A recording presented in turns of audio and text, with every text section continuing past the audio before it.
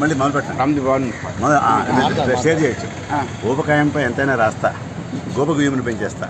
మూడో ప్రపంచ యుద్ధం ఇది, నేడో రేపో తథ్యమది. అలనాడు మానవుడు ఆకులను మదిల్చు కన్న మూలము లేసి కొడుకు నింపక చూసే. అడవిలో పరిగెట్టి విల్లెక్కు పెట్టి పెట్ట మాంసము కొట్టి చెట్టు గొమ్మను కొట్టి 2 రాళ్ళను తీసి నిప్పు రాజేసే. కోటి విద్యలు నేర్చి కూటి కోసము తీసే. ఇప్పుడు వ్యాయామం లేని చదువు, విరామం లేని కొడుగు. ఎంటర్ చేస్తే డేటా, ఇంటికే ఫుడ్ బేట. పొలుగు పొట్టుట లేదు, పప్పు రుబ్బుట రాదు. రిమోట్ తిప్పితే పంట, మేట నొక్కితే వంట. కార్లు, ఎలివేటర్లు, వాల్మార్ట్లు, కాల్ సెంటర్లు. నడిచే మనిషే కరువయ్యాడు, పుడుతూ పుడమికి బరువయ్యాడు. ఒక పూట తింటే యోగి, 2 పూట తింటే భోగి, ముప్పొద్దులా తింటే రోగి. ఆలోచించి కాసేపు ఆగి.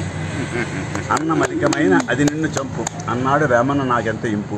గుండెకు జబ్బు, మెదడుకు మబ్బు, కీళ్లకు రోగం, ఊపిరితో రాగం, రక్తపోటు ఎక్కువ, చక్కెర వ్యాధికి మక్కువ, లివర్లో కొవ్వు, క్యాన్సర్కి లవ్వు, ఎక్కువగా కొరక పక్కవాడికి ఎరుక, ఊకాయంతో ప్రాణం, బోరుగాల్లో దీపం.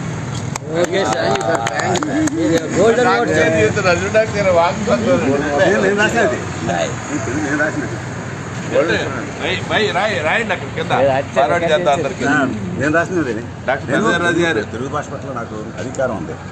దేనికన్నా నిన్న ఇంటిలో మన భాష, తెలుగు వృత్త పద్యం అలరేను ప్రాస. పల్లె పల్లెకు చూడ మారేను యాస, అల్లసాని వివరికింపైన భాష. నన్నయాది కవుల కన్నది భాష, తిక్కన అక్కున చేరిని భాష.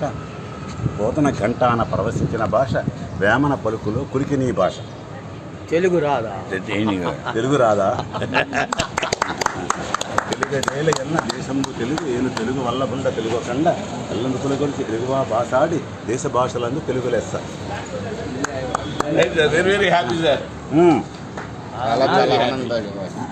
చాలా ఆనందదాయంగా ఉంది సార్.